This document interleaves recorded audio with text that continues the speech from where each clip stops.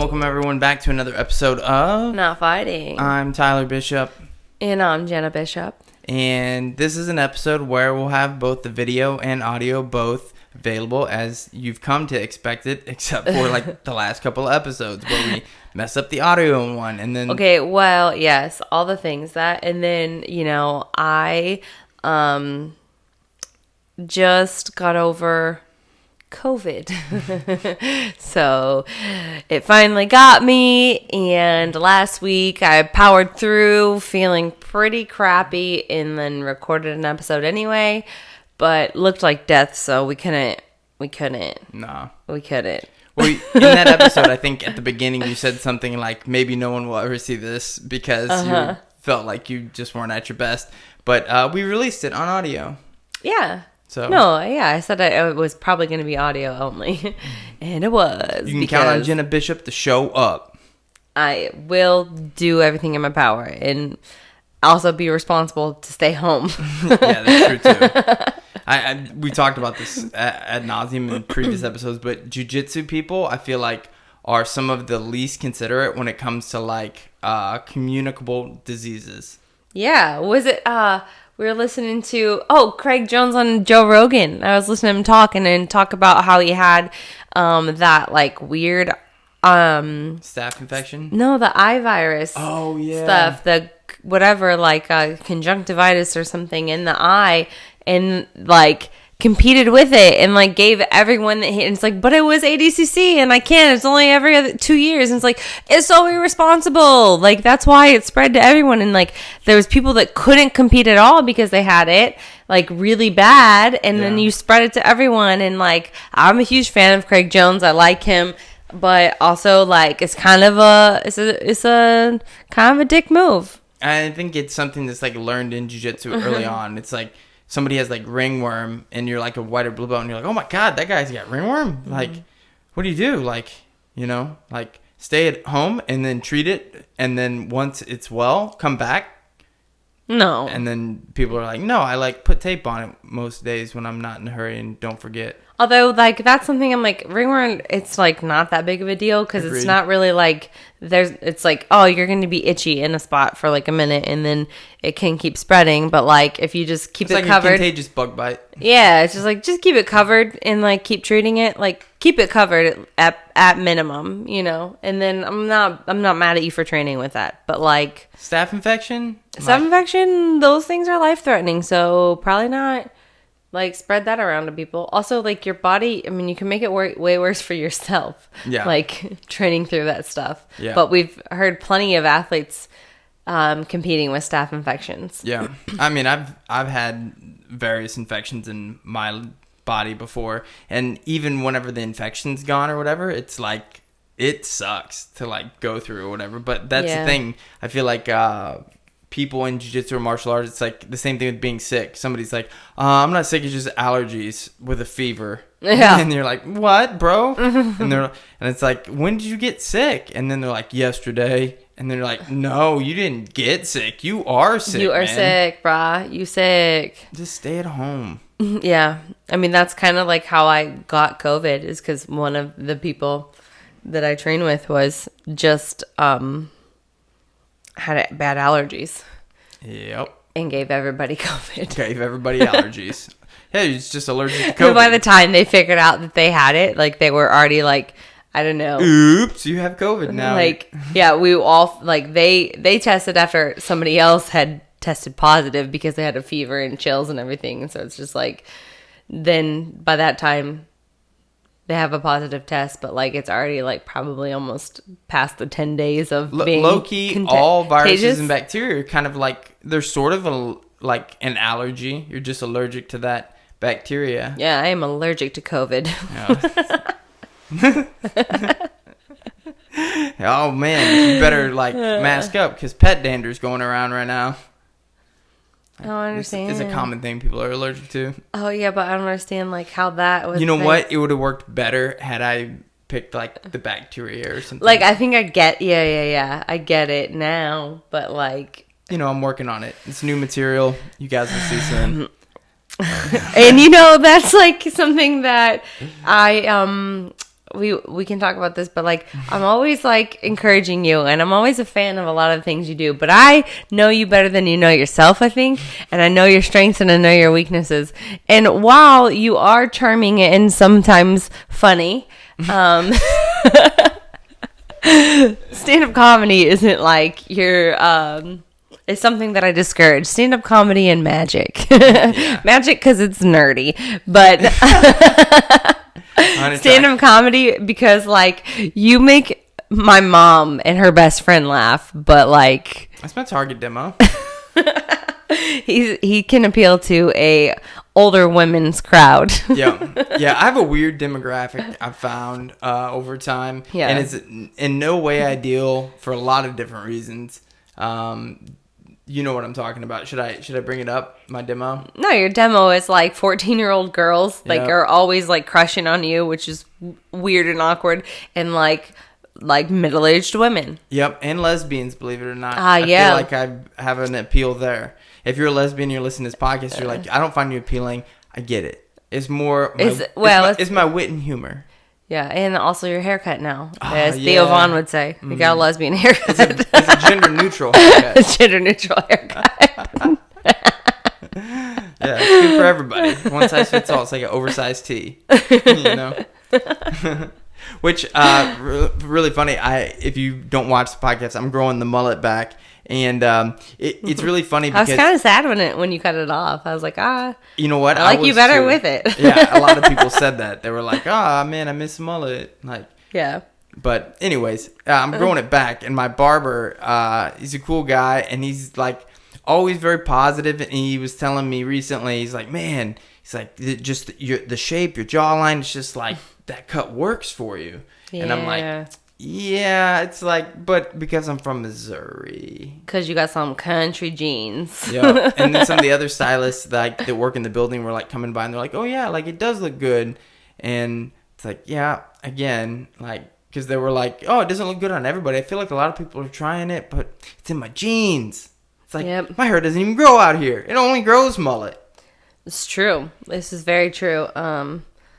Yeah. I like it on you, though. I only got the like Joe Dirt facial hair too. I have two spots like that keep my beard from connecting from like my sideburn. We all know this is a faux beard. It's not a real beard. No. But with that being said, when I shave this thing, what do I look like?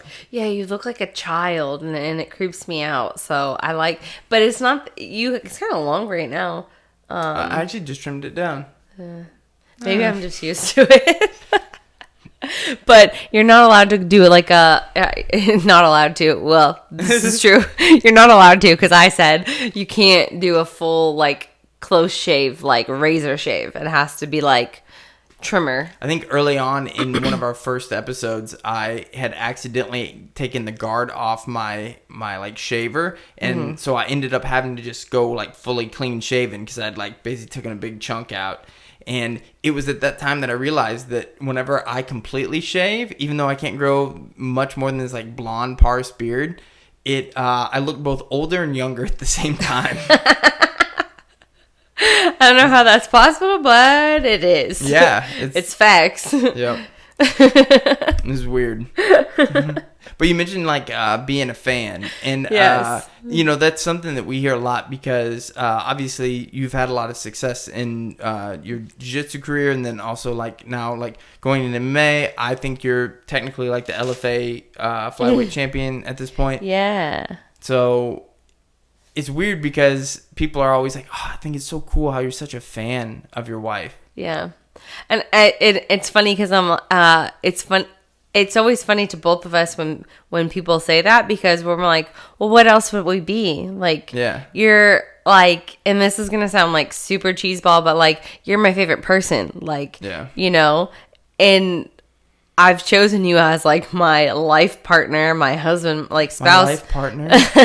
Like, because like, I don't want to do anything else but like, do life with you. Like, I like hanging out with you. I like you. Like, and so I think we both are like always encouraging each other and the things that we're really good at. And like, I'm a fan of yours. I think maybe people don't see that as much because it's not in a sport like scenario, but I'm a huge fan of like you as like and like the things that your field, like your career. Like I'm always really like, well, I think I feel like we always are encouraging each other to like do the things that we are in, pushing each other towards like things that we're really good at. And I think that's the thing that like it's very obvious, you know, I'm a fan of yours, like I've been coach, husband, like all these different things at different points. Meme creator, you know? And it's like, you know, people see that in their, you know, like everything you just said. But I think what they don't see probably is like, there's the version of that for you with me is like, you've always like, believed in me to the point to where it was like, no, you're the best, you know? And in a bunch of different things. It's really funny because I think we balance each other in those ways where it's like you're very you're very vocal in like the things that you do because you're like your job is marketing and like selling, and so you're kind of always like pushing things forward, like very just public about how you feel about certain things because you're like always kind of like selling things to people or whatever. And I'm kind of very more like reserved. Like I'm like do hard work in silence and like let my like my work speak for itself, like my achievement speak for itself. I don't like to, I'm not self-promoting and you are. And so because you're self-promoting, you promote me in that way. But like the things that you're always like outside confidence, like behind the scenes, like the things that you might be not as like sure about, you're sure, but like then the things that you question yourself about, I'm like no, like if you think that that's right, like go for it, like trust your gut because you have a good gut, and like I'm never gonna push you to do things that I'm not confident in you doing, you know. And I think that's what it's like a good balance of things. Stand-up comedy. Zero encouragement here. But I know you so well. I know your skill set.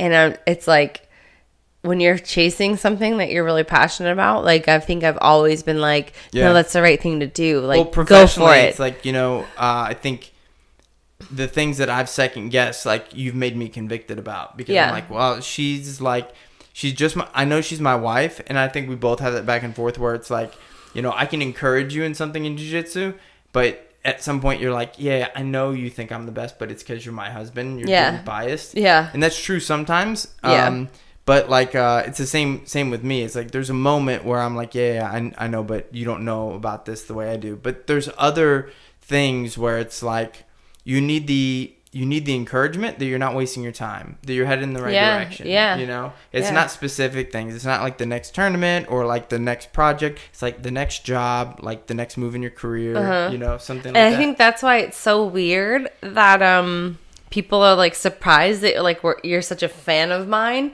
in this, because I'm like, wouldn't you, I mean, aren't you, if you have like a relationship with somebody, because even with my friends, like, I'm a fan of my friends, like in like certain aspects of the things that they do, you know? And I was thinking like, I value your opinion on what I'm doing because I know that you know me and you're a fan of me, and you're going to always encourage me to be the best version of myself.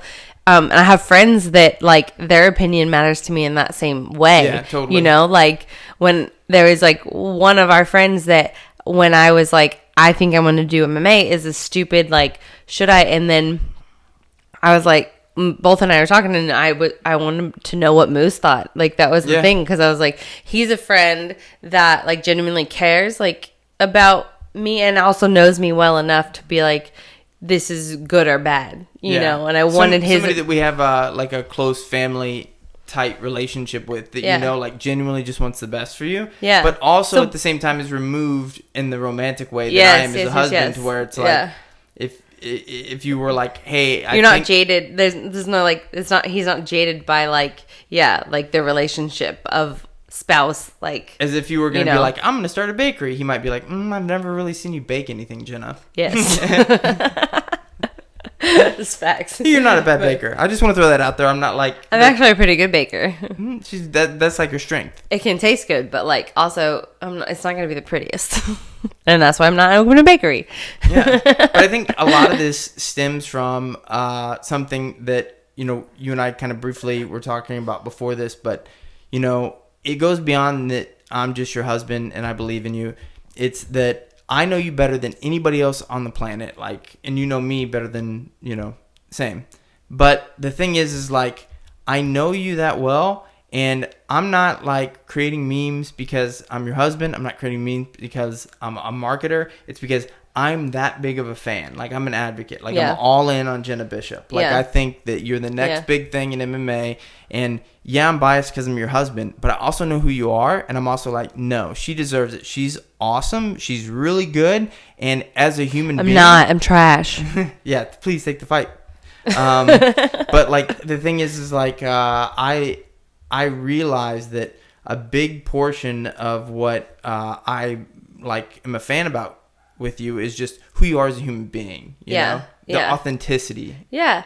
But I think just coming back to like people being surprised by that, it's just like, why would I be any other thing? Like, if I've chosen you, like we've decided like, this is the person I'm going to spend the rest of my life with. Like, of course I'm going to be a fan of them. Of course I'm going to like do that. If it's anything but that, like maybe you need to rethink your relationship, or your choices or something, or maybe like, I don't know. But I think both of us have that in us, like where we want to come across as like 100% authentic. And that's something that I think we've seen a lot and talked a lot about in like the day and age of social media, where most everything isn't like how everything is right now. It's like most people aren't being authentic. Like they're bought. They're like, or they're trying to project a certain type of image that's not genuine. Yeah. And it's so, for me, I feel like it's so easy to like see through that.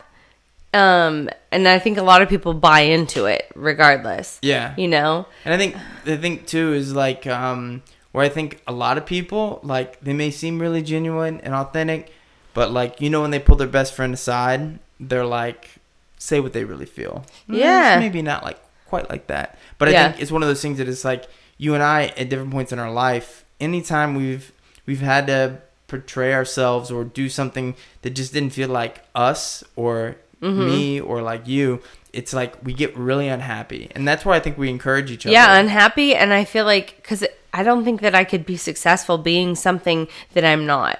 I think it would be really hard for me to like sell out and try and become something that I'm not for like a paycheck. Yeah.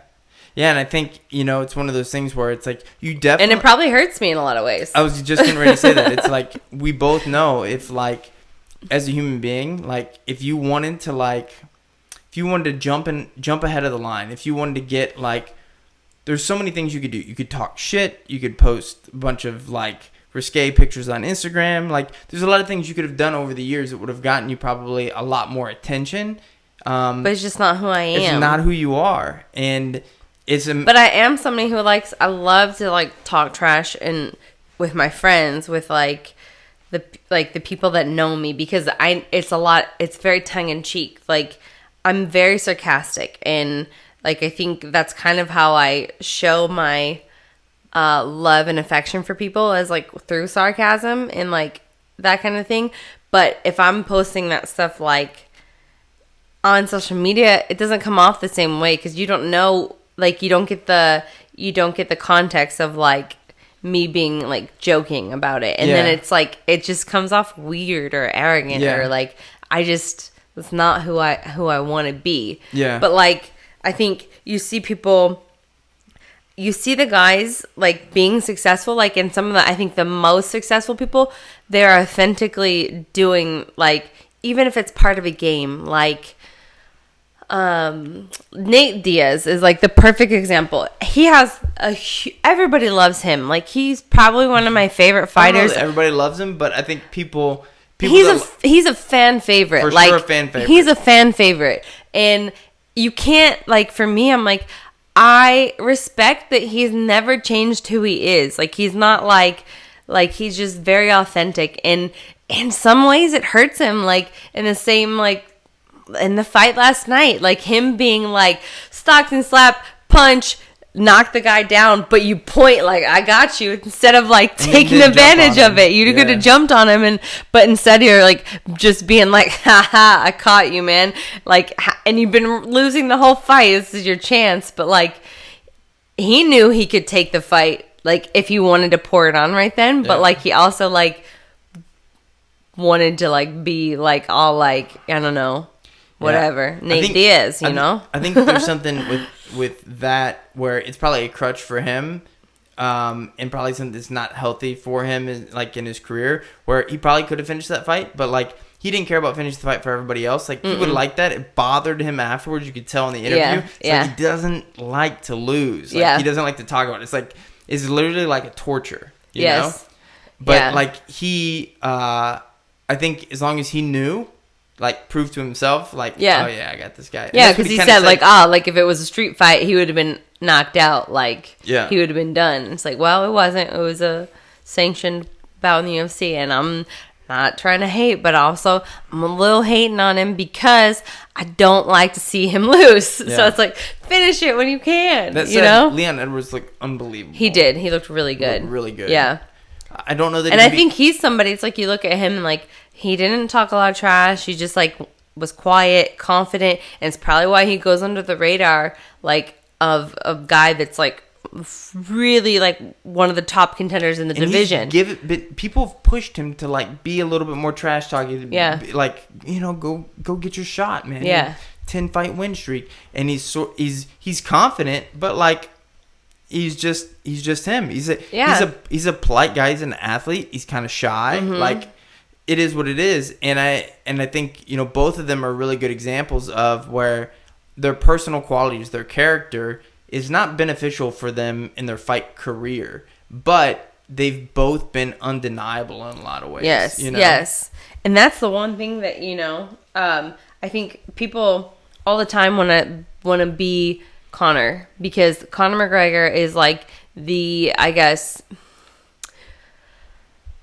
like the mold. Like, he's like a human TikTok. He's the person that you want to like model yourself after, because he was, but it's like he is being himself, and I think he's probably not that like trash talky arrogant all the time, but also that's just like, it's like it's him at the highest volume. Yes, exactly. It's him at the highest volume, where some people aren't that way at all, and then they try and do it and it just comes off like you know, like.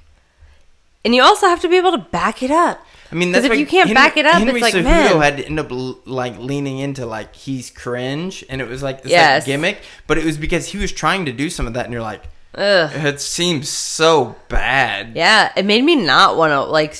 It made me want to root against him in a way, but like not in a way where I'm like, I want to tune in to see this guy lose. I was just like, well, if I'm watching fights, like, I don't want him to win, because he's like such a cornball. He's like that kid in school that, like, you're like, shut up, dork. And he's like, oh, yeah? Well, you know what the thing is like, you're a dork.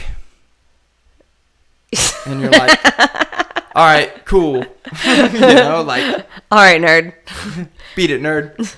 And that nerd goes and wins the Olympics, and you're like, still a nerd. Like, I don't know what to tell you. And then, you know, and he gets, but he's somebody that's like, he worked his way into a spot of being undeniable, but at the same time, I don't know.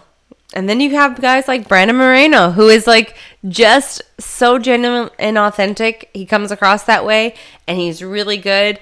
It was weird to me that Davison was like so mad at him for talking so much, because it's like, he wasn't talking trash, he wasn't being disrespectful. You made that up to like get this like bad guy persona, and that like worked way against you, because you got emotional, and then you're not even fighting at your best because of that. I mean, I think we were watching something, and he like cried after he weighed in, And I was like, well, that's not good. Yeah. Like, you don't want to be crying after you step off the scale. No. That's not a good sign. That's a weird emotion. Yeah. Like, for a lot of reasons. And also a sign that you're probably cutting too much weight. Yeah, that's what I mean. It's like, that was so much of a struggle. Like, do you really want to have, like, this struggle independent of your fight tomorrow? Yeah, like, the day before you fight. Yeah, if making weight is, like, a bigger victory than winning, then that's a problem. It's something you and I used to talk about all the time, which is, like, is why we both kind of stopped, like, dropping down in weight class. Yeah, and this is why I won't fight at straw weight. Yeah.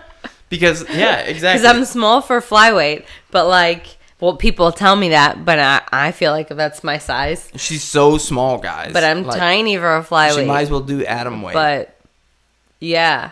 But that's the thing is like, you know, when the weight cut becomes, like, some people can just cut weight and it's not a big deal. Like, if you wrestled your whole life. But if it's that hard, it's not an advantage anymore. If it's something where it's like, every day when you get up in the morning getting ready for a fight, you think about your weight cut first. Mm-hmm. I think that's a problem. Yeah, I would agree with that. Like, if that's your stressor. And then how much time do you want to spend on it? Because, like, you know, you and I were talking about this recently. It's like, you know, even if you train every day, twice a day, it's like you think about the things that you would need to fix to get better along with preparing for a fight. And there's only so many hours in a day and only so much your body can do. How much of that time do you want to spend on, like, the aspect of cutting weight? Because a lot of fighters, like, they have to spend some of that physical time on cutting weight, like just doing cardio or like, and doing that instead of, like, focusing on the things, like, maybe that could be, you could focus on recovery or like other skills, like just different skills adding that you new need to wrinkles things. to your game. It's like that hour of cardio was an hour of drilling, you know? Yeah. And man. Yeah. I don't know. I think weight cutting is ridiculous. And she won't do it, especially if you take the fight with her, any female strawweight ever. I'm not gonna cut to strawweight. Oh yeah, sorry. I was gonna call you strawweight. It's flyweight. Yeah. I don't think you've used a flyweight. Flyweight seems like this. It's the smallest one for men, so I always think like you're bigger than that. No, I'm the same size as a tiny man. It's facts. That's what I like about you. Sometimes I worry. That's why I'm a huge fan. I think you're the best, like, female tiny man I've ever trained with. Low key, you're better than most tiny men. Now you're just being like really like derogatory towards women because I can't just be also tiny men. Is it? No, I guess not. No. I mean, the ones you train with, because you fuck them up. Maybe. No, but maybe. But yeah, I think it's been a lot of fun watching you get ready for MMA, and I think, you know, the human being that you are, it's really easy to be a fan of, and, you know, I think you see it a lot in just sort of the support that you've had. You know, like, you've been trying to fight since February. It's June, like, still no fight, but I think the people around you are encouraging you because it's going to happen. It'll happen sometime soon. I can't wait to make the announcement. Can't wait to watch you get in there. Yeah, me too. Someday soon. And someday soon, you will get to watch both this podcast and another podcast because we'll be releasing more of them. And you'll also be able to... we're coming up. This is our 49th episode. So we're going to be doing episode 50 soon. Yeah, hopefully. We were talking about doing it big. Yeah, I mean... having a guest. Yeah, doing it big with like a guest or maybe 2 guests or like maybe 3 guests or, you know. I don't know. Do you guys like having guests on the show? Tell us. Come on. We're listening. We're waiting. We want to know. You can send us a message at www.not-fighting.com/ No, I'm just kidding. I was like, why are you saying all the things? Isn't that hilarious? Whenever just to say www. I know. I'm like, ugh, cringe. The World Wide Are you Web 90? HTTP. Oh my god, okay. It's over. All right. And this is why you can't be a stand-up comedian. See how you take it too far? No, the joke's over. Anybody else out there find it weird that we call it a secure socket layer? See, again, I already told you the joke was over, but you push further. And then crickets. If you think my jokes are good, reach out and encourage me. Crickets. All right, we want to thank everybody for watching or listening to another episode of Not fighting.